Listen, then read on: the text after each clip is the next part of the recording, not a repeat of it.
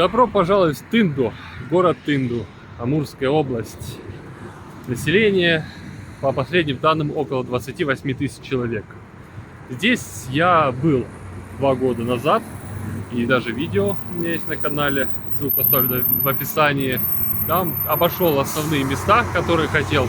Памятники, музей истории БАМа.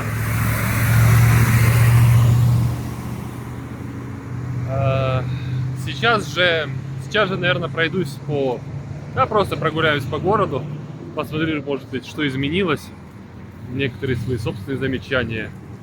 И вообще первое, которое хочется сказать, это то, что вот дорогу, мимо которой сейчас идем, ее сделали. Тогда здесь была большая стройка, огромный котлован, а сейчас тут настоящая, что ни на есть, трасса. И неудивительно, ведь это все-таки трасса, которая ведет туда, на север, в сторону Якутии, Якутска, Алдана и всего прочего. Мост через реку Тында тоже сделан, тоже с ограждениями, хороший асфальт. Ну и здесь появилась вот такая вот надпись, инсталляция Тында. Она еще и подсвечивается вечером. Раньше ее не было.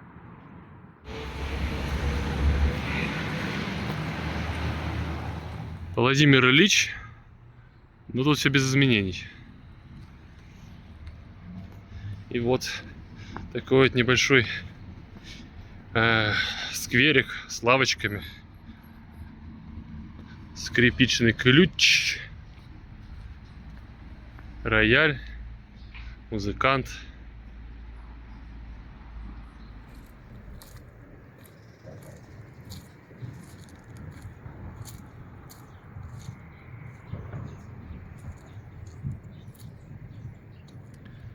Название города происходит от одноименной реки Тында. Гидроним же восходит к эвенкийскому тенде, корень которого тен переводится как ровный перевал, лес на ровном водоразделе. А производная тенди означает береговой. Тенде – место, где пасут оленей.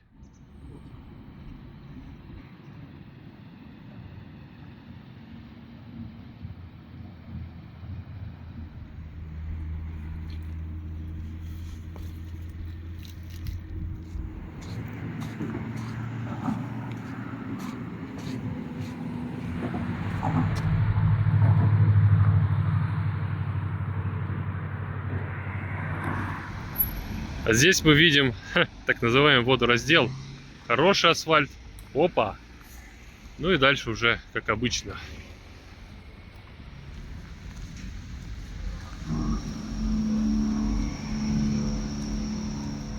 Как поселок Тындинский, населенный пункт известен с 1917 года, но первое упоминание о переселенном пункте Тындинский относится к 1907-1908 году. С 1975 года город именуется еще столицей Байкало-Амурской магистрали, столицей БАМа. И, как, собственно, требует того столицу строила столица, то бишь город Москва. Шефским коллективом была Москва. Является 2349 километром БАМа, и до 1996 года, пока существовал БАМ-ЖД, управление БАМом, да, Байкало-Амурская железная дорога, была городом, где находилось управление этой дороги. Сейчас же находится в составе Дальневосточной железной дороги, не электрифицирована. Вокзал, конечно, построен с размахом, как и того требует столица, и выполнен в форме птицы, в форме лебедя.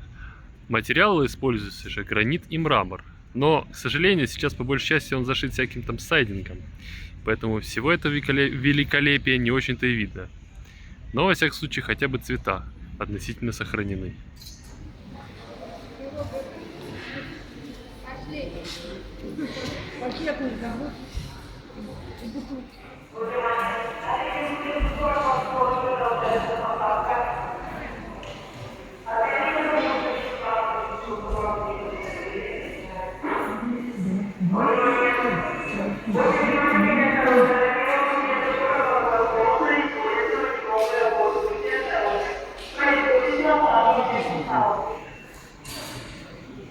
Ну, ага.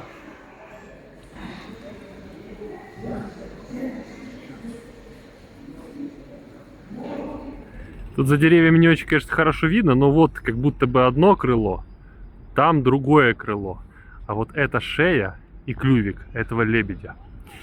А еще характерной чертой того, что здесь строила Москва, является то, что здесь высокая платформа.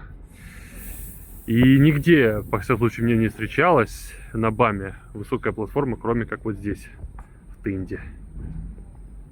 Впоследствии оказалось, что высокая платформа также присутствует на станции Ванино.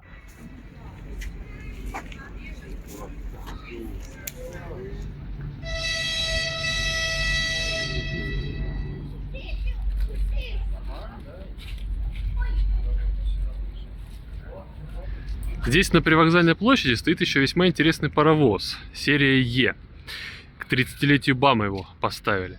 Серия Е характеризуется тем, что ее строили на североамериканских заводах для поставок в Россию и Советский Союз позднее. И строилось оно по чертежам русских инженеров. Было это из-за того, что на территории страны в то время просто-напросто не хватало мощностей для постройки нужного количества локомотивов.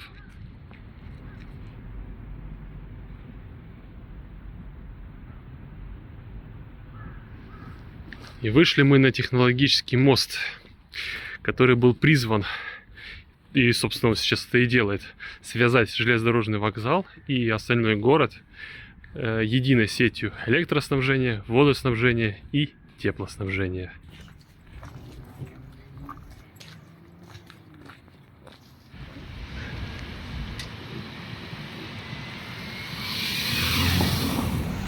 И вышли мы на улицу Красная Пресня. Москва же строила. Тут еще Сокольники и Арбат есть. И 2 года назад тут было все разрыто. Но сейчас вот хорошая дорога. Тем не менее, какой-то ремонт. И уже по пешеходной части происходит все равно. Но все равно у меня есть маленький вопрос. Если мне не изменяет память, тут где-то был большой такой серп и молот. А теперь я его не замечаю.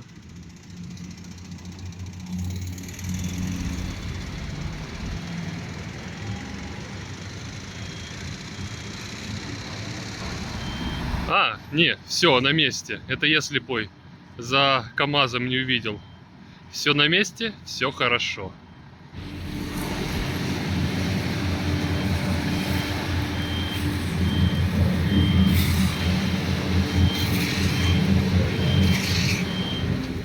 Ну и вот, продолжая касательно ремонта, здесь тоже новые бордюры, щебень, и дальше там тоже все разрыто.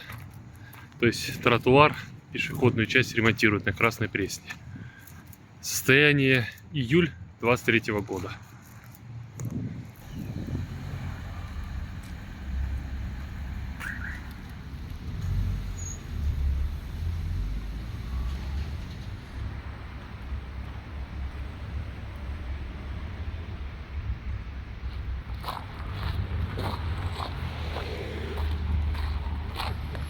А вот и Арбат. Ну, почти Москва, ей-богу. Здесь вырисовывается еще одна такая зона отдыха. Раньше ее тоже я не припомню. Да и в принципе по внешнему виду видно, что она свеженькая.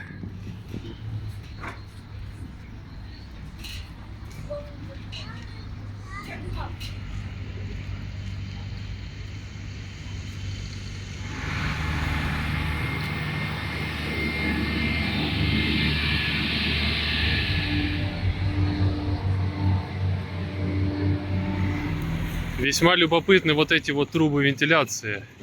Там под этими домами наверняка бомбоубежище или подвалы.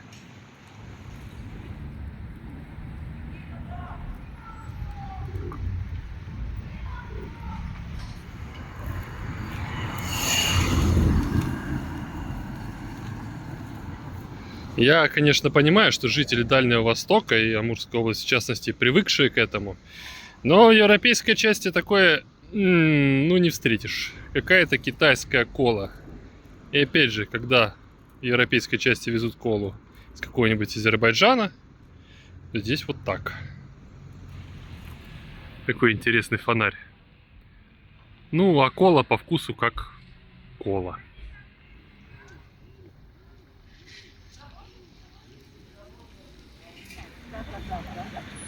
Ну вот мы и прошли всю Красную Пресню.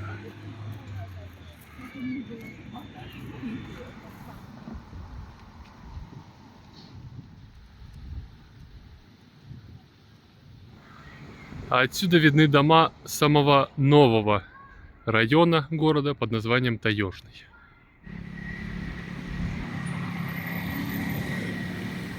Впрочем, на этой стороне дома вот тоже ремонтируются, утепляются, обшиваются. Вот это вот что-то очень интересное. Что-то старое и разрушающееся.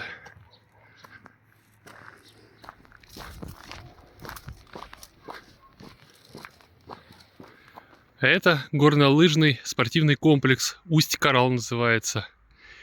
Открыт был в 2007 году и является таковым единственным в регионе. Периодически, правда, этот комплекс простаивает, а назван он по названию горы Усть-Карал, с которой и начинается спуск.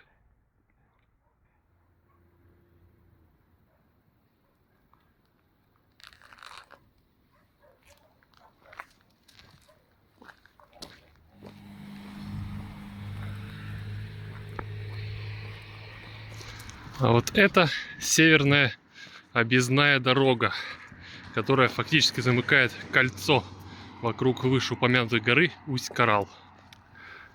Скажу, конечно, что здесь в районе северной объездной дома, да и в целом ситуация выглядит несколько заброшенной. Но есть и бриллианты среди этого. Вот этот домик выглядит очень атмосферно и красиво. Но, к сожалению, однажды и он уйдет в историю. Были заброшки, а теперь какой-то райончик, где живут такие люди поинтереснее, скажем так. Камера и все такое. Даже БРМД стоит.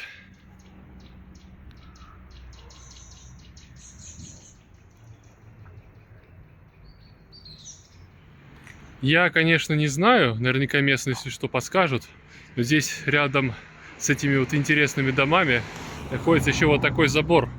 И явно тут ранее было какое-то медицинское учреждение. Санаторий или, может быть, какой-нибудь противотуберкулезный центр. Ведь сосновый бор как-никак.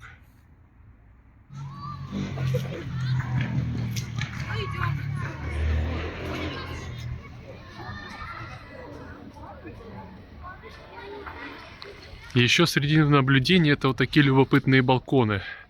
Как в тереме, бревно на бревно.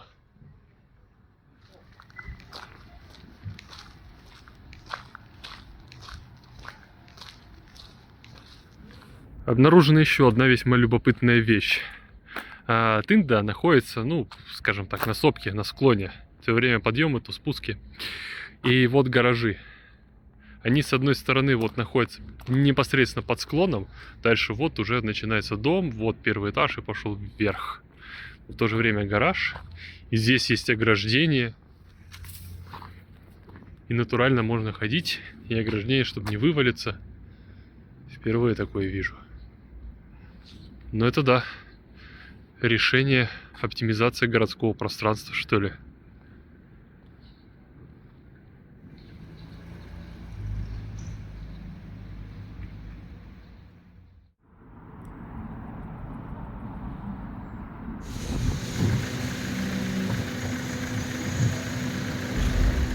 И снова вокзал.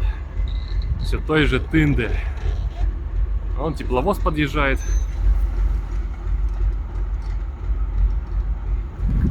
В этом чудном одном вагончике этого пригородного поезда нужно ехать дальше. А про Тынду еще раз хочу заметить, что в Тынде я уже был, и видео отсюда у меня есть, и поэтому то, что получится в итоге из этого посещения города, это так. Просто обзорная, просто прогулка в других немножечко новых местах и сравнение того, что было, с тем, что стало. Да. Ну а мне пора дальше.